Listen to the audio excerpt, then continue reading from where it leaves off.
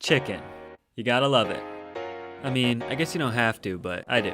Anyways, today I'm gonna teach you how to turn this into some of the crispiest, most delicious chicken you've ever eaten.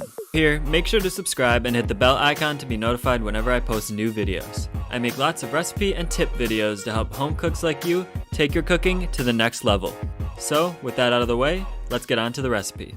So you probably noticed that the chicken is laying flat. This is a technique known as spatchcocking, and it helps to increase the surface area for seasoning and browning. It'll also decrease the cooking time and give us a beautifully cooked, extra crispy chicken by the time we're done. So we're going to start by breaking down the chicken and salting it. I recommend using a carving knife if you have one, but if you don't, just make sure to use something sharp and sturdy enough to cut through the chicken. Ideally, you'll want to do this about 24 hours before you plan to cook the chicken to allow the salt to penetrate all the way through. This will also allow time for the skin to dry out, which will help the chicken to get extra crispy when roasted. To start off, simply find the backbone and make 2 cuts down the length of the chicken on either side of the spine to remove it. Make sure to save the backbone because it'll help to make a great homemade chicken stock once you collect enough spare chicken parts. I like to keep a bag of leftover chicken parts in my freezer for that exact purpose. I'll make a video in the future explaining how I make stock for anyone who might be interested. It's pretty amazing how much better the flavor and texture is compared to store-bought stock, so I highly recommend making your own. Anyways, so let's get back to the recipe. Next, you'll just want to remove any other giblets and gobbledygook that might be left in the chicken. I like to just rinse off the chicken after this step too to clean it up a bit.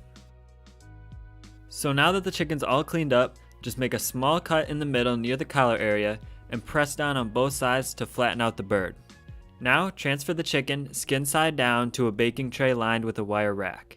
This will allow the chicken to dry out even more efficiently. We actually want the chicken to dry out somewhat, because any excess moisture on the surface of the chicken is going to prevent it from getting crispy. So again, since we want the surface as dry as possible, we're going to pat down the chicken with a paper towel before salting it.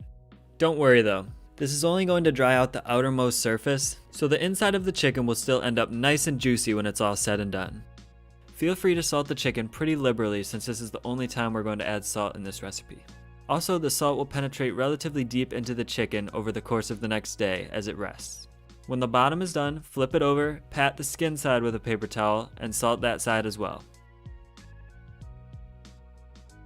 Now that it's salted, we're just going to place it in the fridge until we're ready to cook it. Also, I like to tuck the wing tips under like so to prevent them from burning as they cook. Now you don't want to wrap it up or anything here because we want to allow the skin to dry out as much as possible. I like to at least cover it with a paper towel though, so I don't have to stare at a raw chicken every time I open my fridge. So, now that the preparation is done, I'll see you all tomorrow when it's time to cook the chicken. Alright, so it's been about 24 hours and we're back. So the only thing we're going to do before we cook it is add a bit of pepper. We'll add some more spices later, but we don't want them to burn before the chicken gets cooked all the way through, so we're going to wait a bit before we add them. Now I'm just going to dab the skin side again with a paper towel to remove any liquid that was brought to the surface by the salt. So now let's just head over to the stove and start the cooking process. So before we throw the chicken in the oven, we're going to sear the skin side in a pan to start the browning process. So slowly preheat your pan over medium heat and set the oven to 425 degrees. We want the pan to get pretty hot so that we can brown the chicken a bit and start to develop some nice flavor before it goes into the oven. So once the pan is heated a bit, add some extra virgin olive oil and turn up the heat to medium-high. You don't need a lot of oil, just enough to barely coat the bottom of the pan. When the oil is shimmering, place the chicken in the pan, skin side down, and sear for about 7 to 8 minutes until the skin is a nice golden brown color. It's important to use a heavy bottomed pan like cast iron or stainless steel as I'm using here, so that the pan doesn't cool down too much when you add the chicken. You'll probably need at least a 12-inch skillet for this step, which is what I'm using here. Any smaller than that and your chicken may not fit. If you don't have a big enough skillet, it's not the end of the world if you have to skip this step. But anyways, once your chicken is in the pan, again, dab it with a paper towel. Then just add some freshly ground black pepper to this side as well, along with a bit of cayenne pepper to add some spice. While that's going, clean off your wire rack and baking tray because we're going to place the chicken back onto it in order to bake it. So, once the skin is golden brown, take your tongs and carefully transfer the chicken back to the wire rack lined baking tray. Be very gentle here because the oil can splatter and burn your hand if you're not careful, and you also don't want to tear the chicken apart as you move it. Now just place the chicken in the oven and allow it to bake for 35 minutes. To ensure even cooking throughout, you want to place the chicken in leg side first. The legs and thighs take longer to cook than the breasts do, so you want them in the back of the oven since that'll be the hottest part. So while that starts cooking, we're going to go ahead and make a simple herb salsa to spread on the chicken before we finish roasting it. Add about a half a cup of extra virgin olive oil to a bowl, along with 1 teaspoon each of dried or fresh rosemary, thyme, and oregano. Now just stir the sauce until all of the herbs are nicely submerged. I'm using fresh rosemary here and dried thyme and oregano just because that's what I had on hand. Robust herbs like these all hold up quite well when dried, so it won't make a huge difference whether you use fresh or dried herbs. Then squeeze the juice from about half of a lemon. This will brighten up the sauce, and since we'll apply it to the whole surface of the chicken, it'll really add some nice acidity to the dish. Now just mix well to emulsify the sauce. You'll see the sauce turn from clear to a slightly foggier white color, and at this point you know it's well emulsified. So after about 40 minutes, it's time to take the chicken out of the oven to apply the herb salsa. You can see that the chicken has already started to take on some nice browning at this point. So, just apply the herb salsa over the entire surface of the chicken. It's important to wait until this point to apply the salsa so that the herbs don't burn before the chicken gets cooked all the way through.